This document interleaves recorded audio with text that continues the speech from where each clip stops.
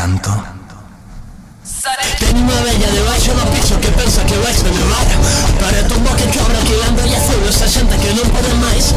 Puta rata caseira, conta esa lenda por todo Compostela de que hai unha fantasma que espeta que vive nos pisos nos que agora sufrimos os demais. Eu non podo dormir, chegame toda humildade, as gotiras son sardinha, na gracias de humanidade, non podo vivir así.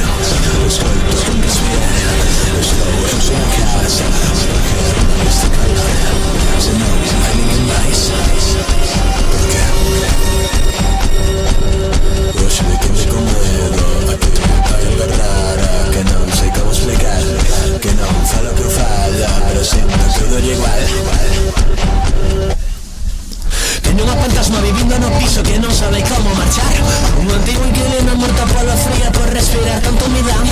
Mentre esa caseira de merda vive de rentas, ficamos os demais sobrevivindo a malas penas e fartos de todo con ganas de rematar. Os prezos siguen subindo, o fantasma segue a buscar esa puta rata caseira que lle fixo final. Non esta pobre alma, o fantasma é a miña colega, e penso xuntarlle a compañeira a que se pode vengar. Prepárate, puta caseira, o karma vai a por teu. Están ainda se lembrado que lle fixeche sufrir. O calor tornarase frío, e a ti vai te chamando a terra. Por moitos cartos que teñas, escoita como te chama a terra. E te marca o camiño a seguir. Aquí non fica